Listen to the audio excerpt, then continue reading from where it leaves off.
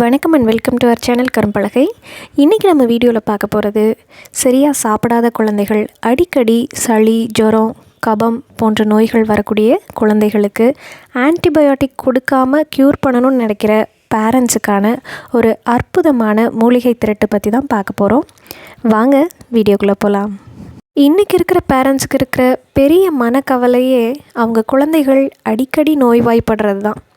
அடிக்கடி குழந்தைகளுக்கு சளி, காய்ச்சல், இருமல் மற்றும் வயிற்று உபாதைகள் போன்ற நோய்களால் குழந்தைகள் அவஸ்தைப்படும் பொழுது நம்மளும் பெரிய மனக்கவலைக்கு ஆளாகிறோம்.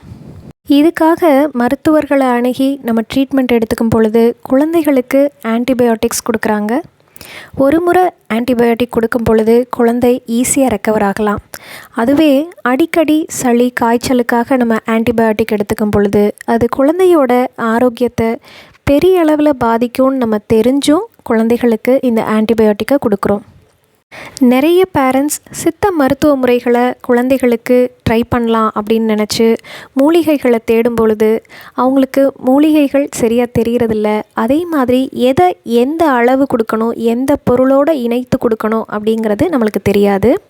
இப்போது நம்ம இந்த வீடியோவில் ஒரு சித்தா ஆன்டிபயோட்டிக்னு சொல்லக்கூடிய ஒரு மூலிகை திரட்டு பற்றி தான் பார்க்க போகிறோம்.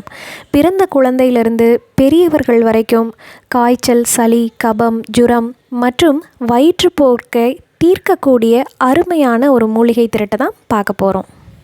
இந்த வீடியோவில் நான் காட்டுறது தான் கோரோசனை மாத்திரை. இந்த கோரோசனை மாத்திரையை பல வருஷமாக பல தாய்மார்கள் பயன்படுத்தியிருக்காங்க. இப்போ ரீசண்டாக நமக்கு தெரிகிறதில்ல. இந்த கோரோசனை மாத்திரையில் திரிகடுகம் இருக்குது. இது கபம், ஜுரம், இருமல், இளைப்பு, மலக்கட்டு போன்ற நோய்களை குணப்படுத்தும். இந்த பேக்கிங்கோடையே செய்முறை விளக்கம் மற்றும் ஒரு கைட்லைன்ஸ் பேப்பர் கொடுத்துருப்பாங்க. எத்தனை மாத்திரை, எத்தனை வேலை கொடுக்கணும், எந்த பொருளோடு இணைத்து கொடுக்கணும்னு கொடுத்துருப்பாங்க. இது எடுத்துக்கும் பொழுது எந்த உணவு முறைகளை தவிர்க்கணும் அப்படிங்கிறதையும் மென்ஷன் பண்ணியிருப்பாங்க. பாருங்கள், மாத்திரைகள் இந்த மாதிரி தான் இருக்கும். இதோட எக்ஸ்பைரி டேட்டுன்னு பார்த்திங்கன்னா கிட்டத்தட்ட 2 வருஷம் இருக்கும். நம்ம 2 வருஷத்துக்கு இதை யூஸ் பண்ணலாம். இப்போது பிறந்த குழந்தைக்கு கொடுக்கலாமா அப்படின்னா கொடுக்கலாம்.